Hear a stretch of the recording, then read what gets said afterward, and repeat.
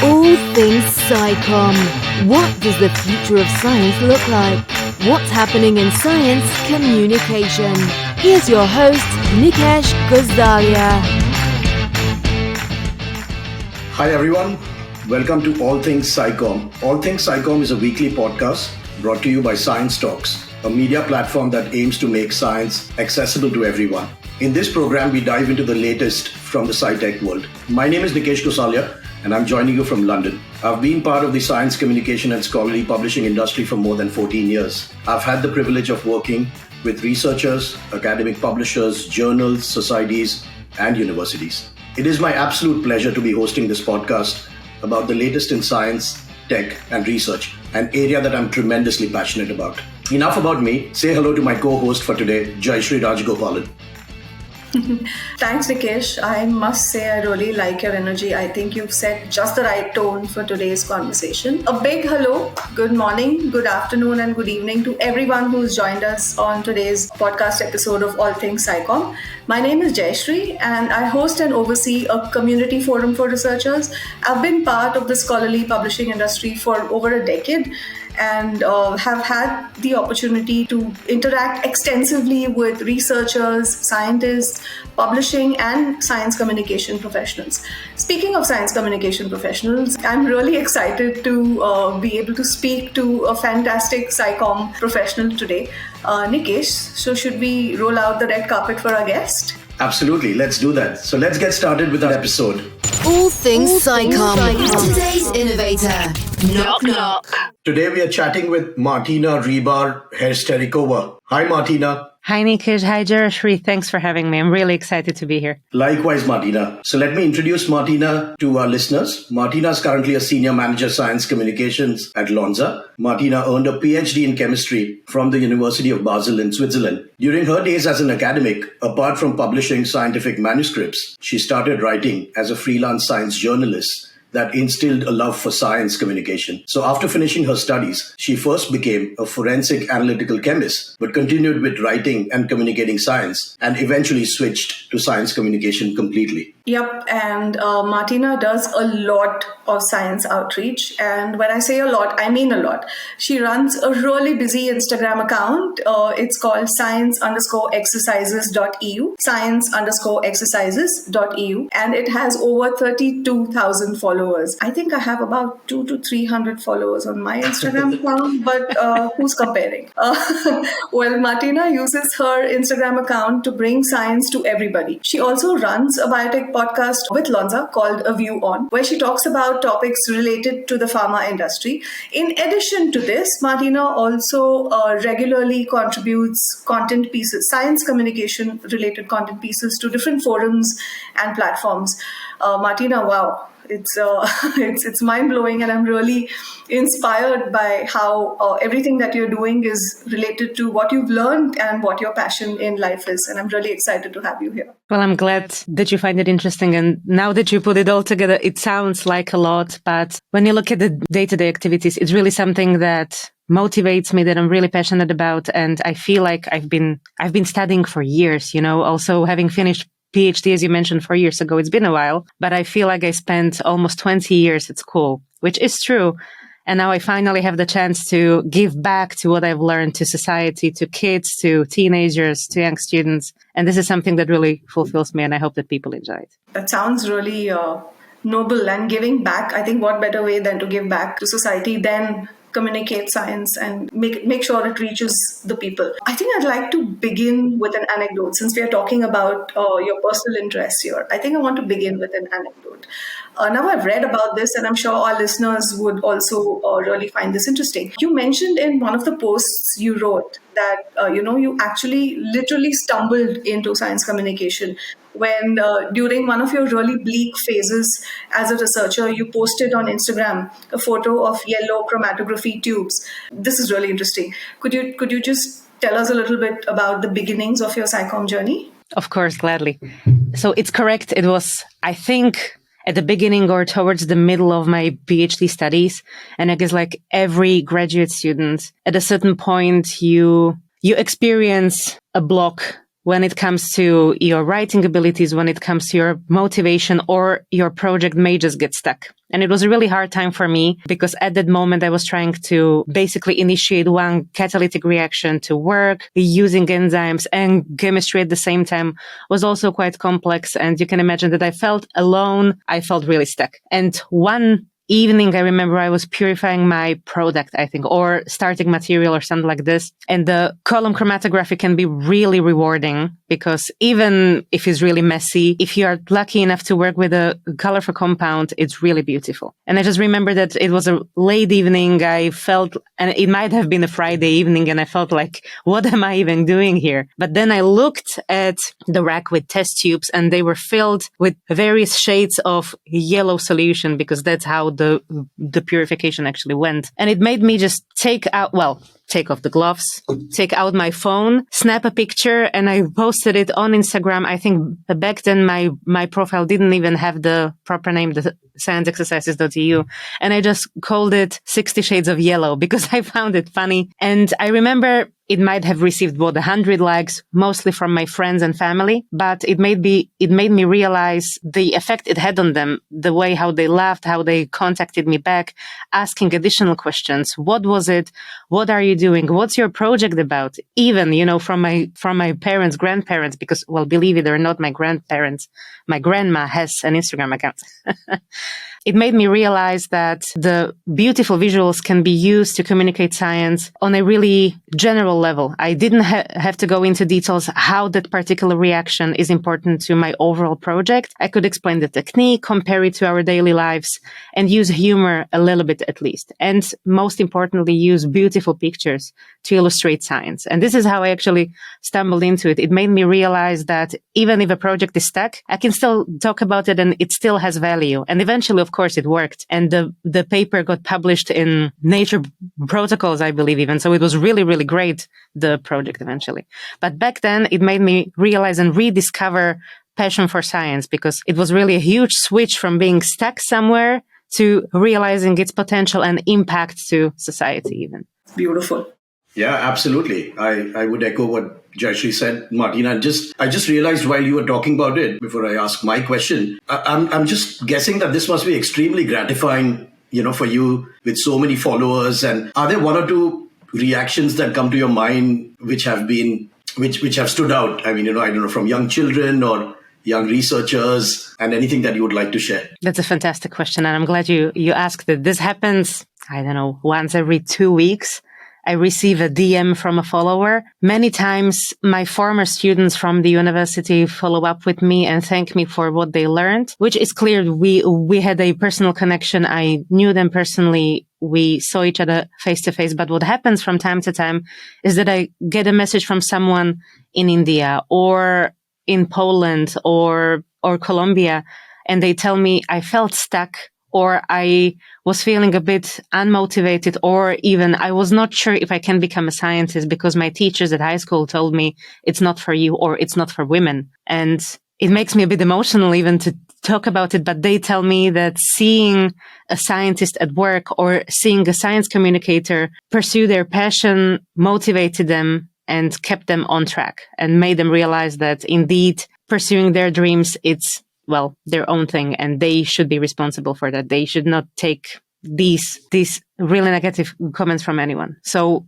it happens from time to time. Of course, I sometimes have to deal also with other comments that would be on the opposite side of the spectrum, but that's part of what I do. But if I should focus on the positive, this is something that really warms my heart and re-motivates me as well to keep doing what I do. Wow. I mean, yeah, I think I had goosebumps as well, Martina, just hearing.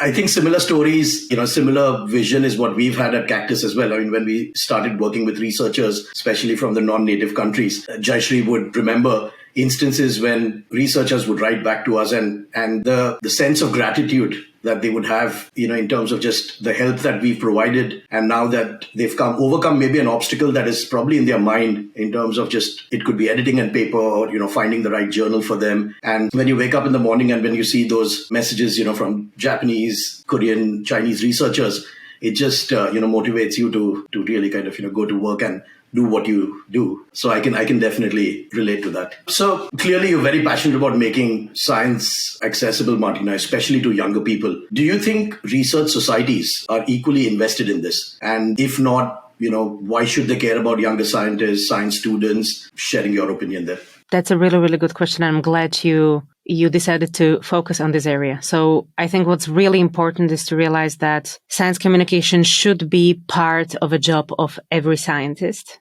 And first of all, maybe to take a step back, when we talk about science being accessible, we shouldn't only talk about making the information available to anyone or think about how science is supported through taxpayers' money, so they should have the right to see the data, etc. I think that's clear and that's a given. But what we should also keep in mind is that accessibility also should mean making the information accessible for people with impairments or disabilities, right? So thinking about people with autism, on the autism spectrum, or with reading disorders, speech disorders, hearing impairments, etc., color-blinded people. This is actually something that I remember happening from conferences. We kept hearing these stories from our professor that when he showed a graph on a conference with various colors, etc., many people would come to him afterwards and tell him that they couldn't understand the data because they couldn't see the difference between colors. And then when I joined industry, one of my bosses was colorblind as well. So really having experienced this made me realize how many people are affected and how many people don't even realize this. So now when I present data, I try to adjust for that. But going back to your question, I think that societies, and especially research societies, are slowly starting to realize the importance of communicating science to the general public. However, I think there's still room for improvement. What I would like to see more is offering courses to graduate students, postdocs, and even professors on how to communicate science effectively, even a little bit about marketing strategies, because if you think about it critically,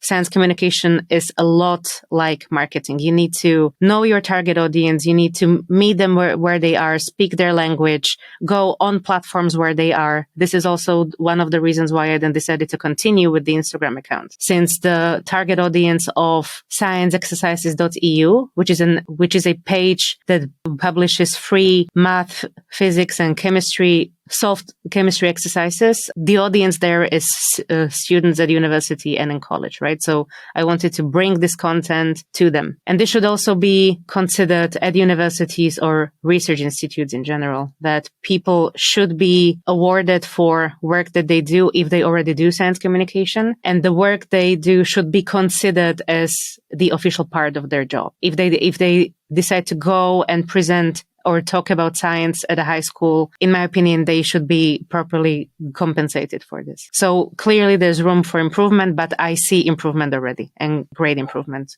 Yeah, absolutely. I would agree with you, Martina. I think, we are on the right track, perhaps a bit slower than expected, but I think, we are starting to move in that direction. I think you've partly answered my next question, but just in terms of, I think, again, research societies, when they say that they're focusing on early career researchers, they may not have all the policies and practices that reflect this. So what do you think research societies can and should offer early career members? And an important area, which is women in STEM. Do you have any thoughts on that?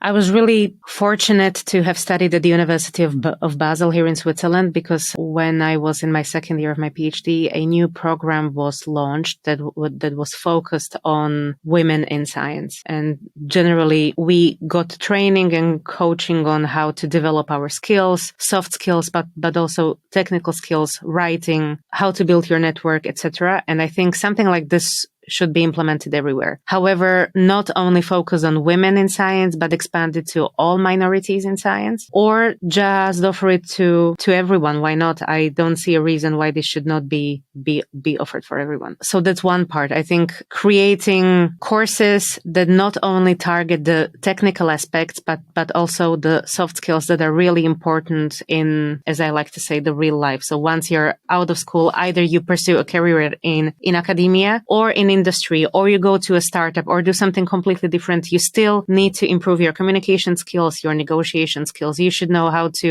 analyze data, how to transform information into something that is more palatable by the general public. And this is something that anyone can benefit from. That's really, really important. And sometimes I have a feeling that universities especially tend to focus on only preparing PhD students for life in academia.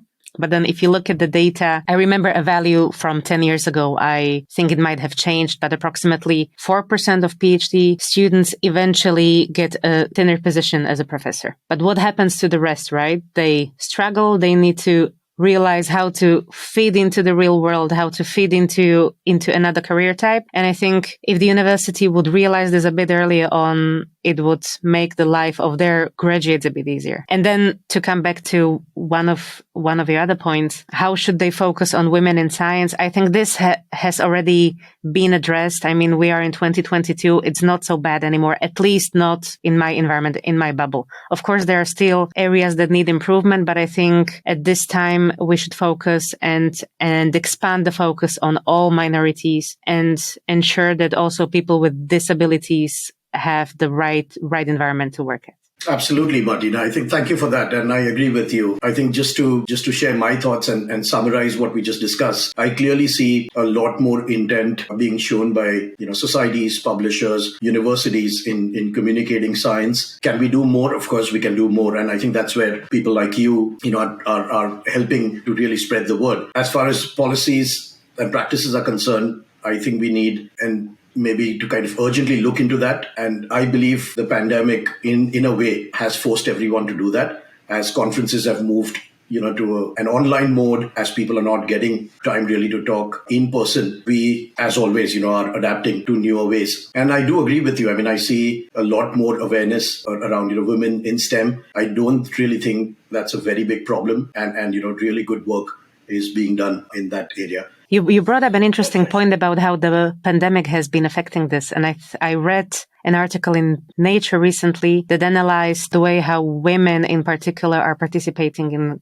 conferences. And I think the pandemic has allowed more women to be able to join, given the fact that many of them need still to have the caretaker role in their personal life, not being forced to travel long distances, and just being able to join virtually has allowed them to join and participate actively, which is something really positive. And I hope we will be able to take this forward even beyond the pandemic. Yeah, that was just before I hand over to Jayashree. I mean, that was maybe a question that just occurred in my mind as you were talking about that, Martina, that how do you see the post-pandemic future in terms of, conferences, in terms of, again, science communication, in terms of just networking? Do you think we'll have more of a hybrid model with fewer events? Do you think we'll just be working remotely because now people have got used to this new way of working? I mean, just any quick thoughts. Let me first begin by saying that this is my personal opinion. I can't speak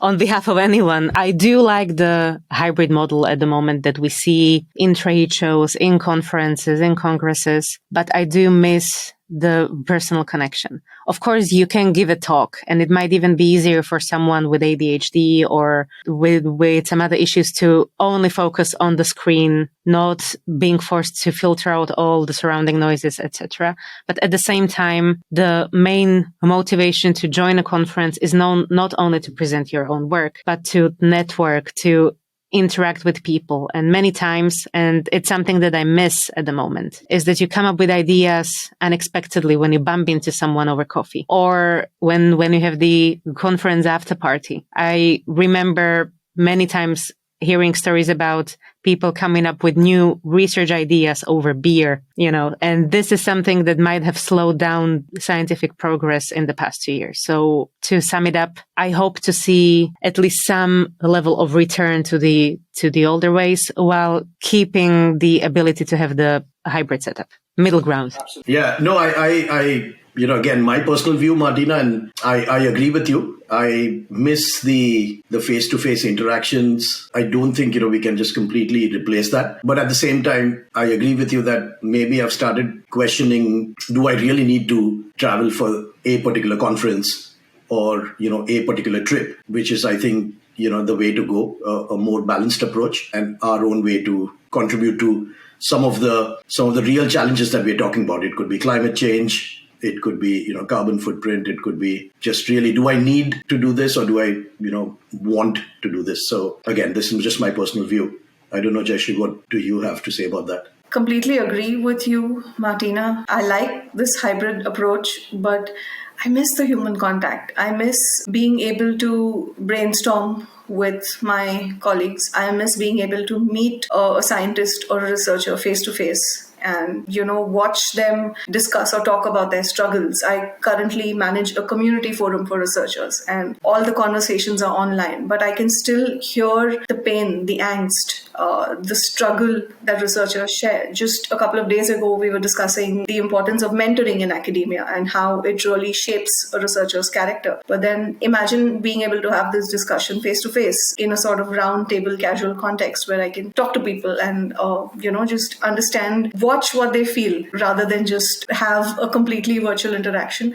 There are upsides and downsides, but I guess as a global unit, we're all moving to some sort of complex hybrid model. It will keep changing, I guess, as the pandemic has its ups and downs, and as we all go through different kinds of experiences dealing with it socially, economically, academically, professionally, personally. So I think it's going to be a long journey with that one.